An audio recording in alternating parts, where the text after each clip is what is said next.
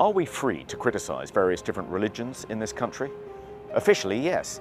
Laws against blasphemy were repealed in England and Wales in 2008. But is there an attempt being made to prohibit blaspheming against one particular religion via the back door? Welcome to Britain Fights Back, and once again, thanks for putting up with the AI voice. We might see this as not only free speech being taken from us, but the right to protest has too. However, in this situation we have two immigrants fighting out an Islamic battle on British soil. Both men are enjoying the benefits of our British way of life. May I suggest they try to abide by our rules and not purposely intimidate or stab one another. The man who attacked a Turkish protester burning his own Quran outside the Turkish consulate in London has been spared jail. Musa Qadri shouted threats at Hamit Koskan after he burned the holy book, returning to slash Mr. Koskan with a sharp instrument. He later told police that he was protecting his religion. Judge Adam Hiddleston handed Qadri a 20-week prison sentence, suspended for 18 months, at Southwark Crown Court. He must also carry out 150 hours of unpaid work and 10 days of rehabilitation. So for wielding a blade in public, attacking a man and kicking him when he was down, Judge Hiddleston spared him jail. The judge said the way Qadri lost his temper was disgraceful, adding, "The use of blades is a curse on our community." "No, Judge, it's not a curse, it's an illegal act." Qadri pleaded guilty to assault and having a bladed article in a public place. Here's the story. Before the attack, Mr. Koskan shouted, in very poor English, "F Islam, Islam is religion of terrorism, and Quran is burning," as he lifted a flaming Islamic holy book during a protest in Rutland Gardens, Knightsbridge, West London. Qadri then called Mr. Koskan an effing idiot, while kicking him and slashed him with the blade.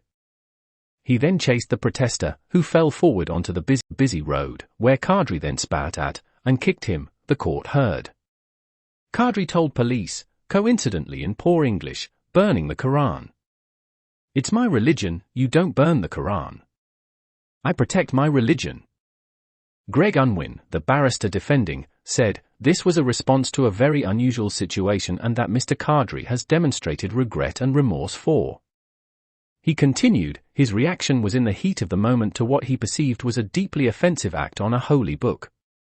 Mr. Koskan was convicted at Westminster Magistrates Court in June of a religiously aggravated public order offence of using disorderly behaviour within the hearing or sight of a person likely to be caused harassment, alarm or distress, motivated by hostility towards members of a religious group, namely followers of Islam, contrary to the Crime and Disorder Act 1998 and Section 5 of the Public Order Act 1986. Mr. Koskan said, "To be honest, this was not the decision I was expecting. I don't think there's a legal standing for this verdict. What I did was only use my freedom of expression. Freedom of demonstration is a democratic right, and you do it in the street." Mr. Koskan said he'd been fighting for 25 years against Islamic propaganda, describing himself as an activist. He told GB News, "The slogans I'm shouting are not random sentences I'm making up. I'm an atheist, I'm an Islam critic, and I'm an activist. I've been fighting for 25 years now. Because of the recent developments in Turkey and the fact that the country is going more and more towards Islamic propaganda, it pushed me. It caused me to have impulses against these impacts, and I got really emotive about this.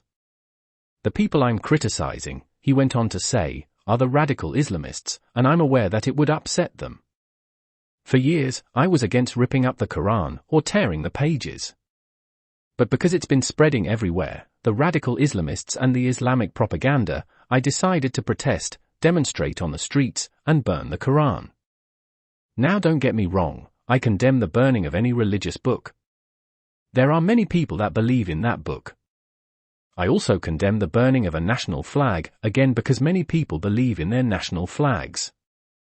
The fact that the attacker purposely and with the intent to cause harm went back into his flat, fetched the blade, returned, and slashed Mr. Koskan, in my humble opinion is indefensible.